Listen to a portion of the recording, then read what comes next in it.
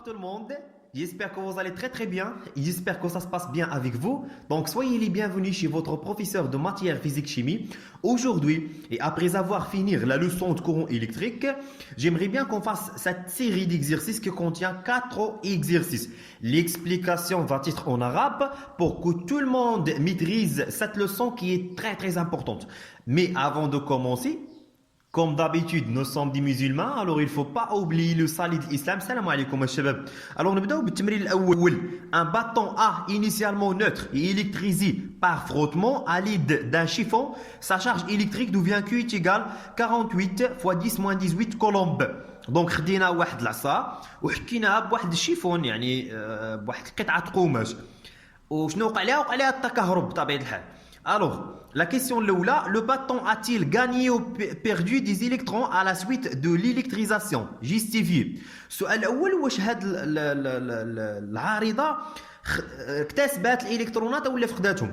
دابا بلاتي قبل شنو كنعرفوا حنا على الالكتريزاسيون مثلا لما كنا في الصغر خدينا مسطره وكنحكوها هكا سوا مع قطعه قماش سوا من الشعر ديالنا وكنقربوها لقطع ديال الورق وكيبان لنا بان قطع الورق كتنجذب بالمسطره ياك الشباب.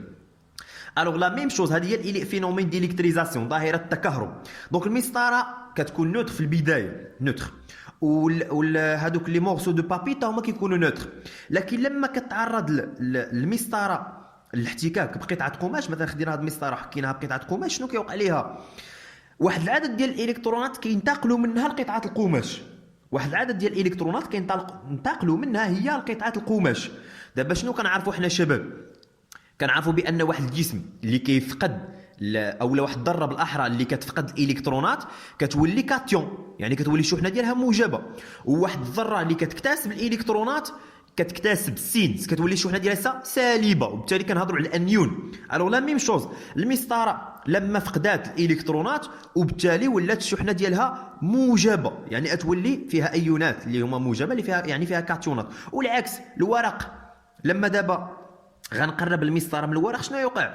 هذا الورق ديجا حتى هو نوتر، ولكن ان فو اي ديتيكتي بان قربات لي واحد لا شارج بوزيتيف، هذوك لي شارج نيجاتيف اللي كاينين في الورق يبداو يقربوا جهه لي شارج بوزيتيف وبالتالي يوقع لهم كذلك حتى هما الكتريزاسيون. متفقين يا شباب؟ دونك نرجعوا للموضوع ديالنا دابا. دونك هنايا لو باتون اتيل غاني او بيردي دي زيليكترون على سويت دو ليليكتريزاسيون جيستيفي. شنو قالوا لنا دابا هنايا؟ قال لك ودي هذيك العريضه واش اكتسبت الالكترونات او لا فقداتهم. دابا علاش غادي غنرجعوا للشحنه؟ حيت عندنا جسم كيكتسب وفي نفس الوقت عندنا جسم كيفقد، لان الا فقد شي جسم راه جسم اخر يكتسب.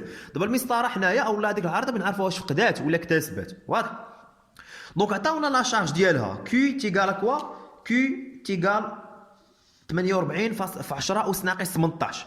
هاد لا شارج كي دايره الشباب؟ بوزيتيف ولا نيجاتيف؟ دونك لا شارج بوزيتيف. الوغ واحد الجسم اللي عنده شحنه موجبه شنو قلنا شنو وقع ليها شباب؟ واش اكتسب او لا فقد؟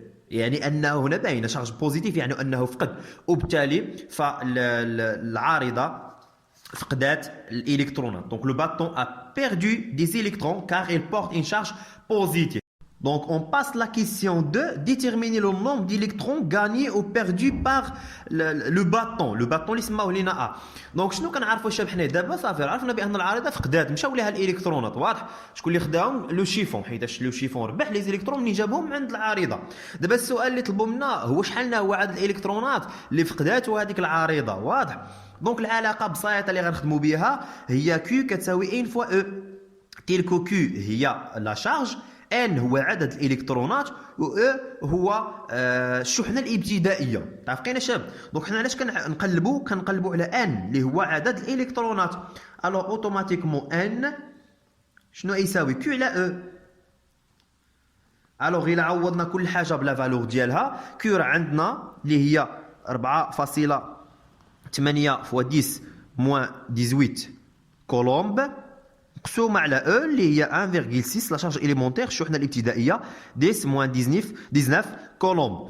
الوغ شنو غادي نلقاو 30 دونك 30 الكترون بالضبط 30 30 ou moins. Donc 30 électrons اللي غتكتسبوا اللي غتفقدوا العارضة. La question 3. Le chiffon a-t-il gagné ou perdu des électrons? Donc c'est tout à fait simple. العارضة فقدات. Donc le chiffon a gagné les électrons. Donc 3. Le chiffon a gagné les électrons. بسرعة الشباب نمر للتمرين الثاني. Donc pour mesurer l'intensité I d'un courant dans un circuit, on utilise un ampèremètre à aiguille de classe 1,5 réglé sur le calibre 30 mA, sachant que l'appareil comprend son division et que l'aiguille se stabilise devant la division 56. يعني هنا بغينا نقيسو شدة التيار المارة في دارة كهربائية باستعمال أمبيرمتر ذو إبرة أمبيرمتر à aiguille. دونك هنا يا شباب عطاونا بزاف د المعلومات من بينهم ان لا كلاس ديال هاد لومبيرمتر هي 1.5. هاد لا كلاس ماشي حنا اللي كندخلوا فيها، هذه كيدخل فيها الكونستركتور. دابا كل امبيرمتر على حسب الثمن ديالو، باش ما كانت لا كلاس ديالو صغيره فراه كيكون عنده دقه كبيره بزاف. دونك هذه ما كندخلوش فيها حنايا. دونك 1.5 ريغلي سور لو كاليبر ديال هاد لومبيرمتر 30 ملي امبير. هذه بطبيعه الحال حنا اللي كندخلوا فيها، ولكن في هذا التمرين عطاوها لينا اوتوماتيكمون. دونك 30 ملي امبير ساشون كو لاباراي كومبرون سون ديفيزيون. لو كادرون يعني الميناء ديال هذا الامبيرمتر فيه 100 تدريجه. اي كو ليغوي سو ستابيليز دوفون لا ديفيزيون 56، يعني ان الابره تنحرف نحو الرقم 56. الوغ دابا لا كيسيون الاولى كالكولي لانتونسيتي دو كورون اون ميلي امبير. طلبوا منا نحسبوا شده التيار بالميلي امبير، هنا ما غنحولوش. اذا العلاقه اللي غنستعملوها الشباب بسيطه بزاف، اللي هي ايك كتساوي سي مضروبه في ان على ان صفر، بحيث ان السي هو الكاليبر، وان هو عدد الدرجات التي تشير لها الابره، وان صفر هو عدد الدرجات الاجمالي ديال الميناء. السي راه عطاوه لنا في التمرين هو 30 ملي امبير، ان عطاوه لنا هو 56، وان صفر عطاوه لنا هو 100. دونك غادي نعوضوا، ما غنحولوش لان في السؤال طلبوا منا باش بالميلي امبير، يعني بلا ما تحول. الوغ غنلقاو 16.8 ملي امبير. La question 2 demande de calculer l'incertitude absolue. Donc الشباب راه مثلا الا عطيتكم اي مسطره وعطيتكم واحد المستقيم وقلت لكم قيسوا لي الطول ديالو، كاين اللي يلقى 18.4، كاين اللي يلقى 18.3، كاين اللي يلقى 18.5. يعني كاين واحد الشك، كاين واحد ليغور، واحد المجال ديال الخطا. بالتالي هذا هو لانسيرتيتود. يعني اي اباري دو ميزور، اي جهاز ديال القياس راه ممكن يدير واحد الخطا. حنا الهدف ديالنا في هذا لاباراغراف نحدوا هذيك لانسيرتيتود اللي ممكن يدير. علاقه بسيطه شباب كنستعملوها باش نعرفوا هاد لانسيرتيتود ابسولي. دونك لانسيرتيتود ابسولي دي فاسون جينيرال دلتا اي ما هي الا سي في اكس على 100، بحيث ان السي هو لو كاليبر و اكس هو الفئه لا كلاس.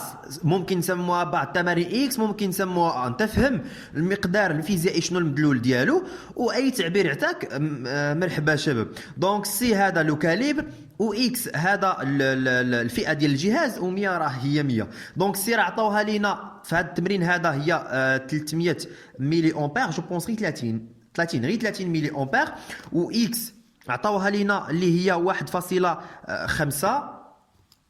ودونك غنحسبوا دونك دلتا اي 30 مضروبه في 1.5 مقسومه على 100، وناخذوا الكالكول ديالنا لقينا 0.45 ملي امبير. نجيو للشق الثاني من السؤال. اون ديدوير لانترفال كي كونتيان لا فالور ريال دو لانتونسيتي دو كورون. دابا لما حسبنا لو كورون هنايا ولقينا 16.8، راه ماشي بالضبط 16.8، كاين واحد المجال ديال الخطا.